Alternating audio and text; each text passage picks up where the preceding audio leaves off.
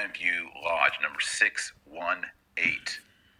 And in 1940, when he was a senator, he was known nationwide in the Truman Committee. At that time, he was elected Grand Master of the Masons in the state of Missouri. And later, when he was president, he said, and I quote, "The greatest honor that has ever come to me and that can ever come to me in my life is to be the Grand Master of Masons in Missouri."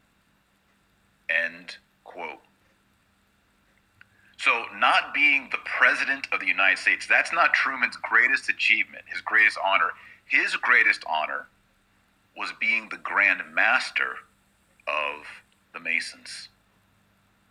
When President Truman died in 1972 with complications from pneumonia, he was buried with full Masonic ritual.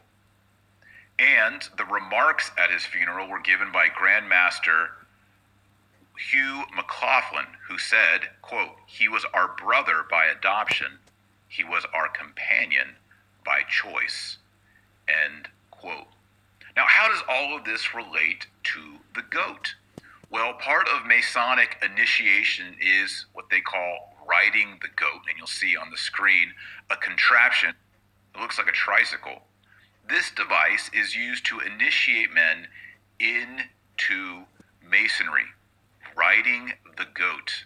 So just as Christians associate baptism with joining the church, Freemasons associate entering into Masonry with riding the goat. And you'll actually see this reference to riding the goat or to goats or cartoons of goats or trinkets of goat all over Masonic symbolism.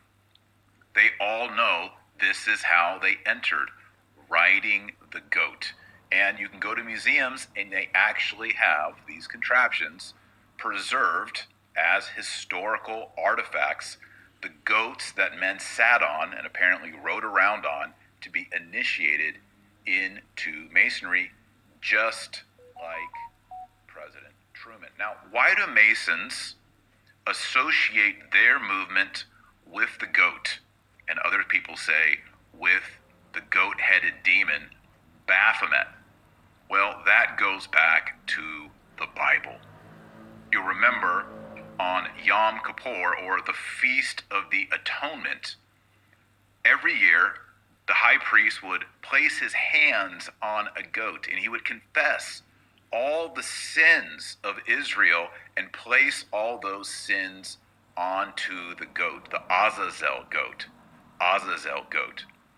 And then, once the sins were placed on this cursed goat, the goat would be driven out into the desert and would carry away the sins of the people. And it seems, for example, if you read Matthew chapter 4, our Lord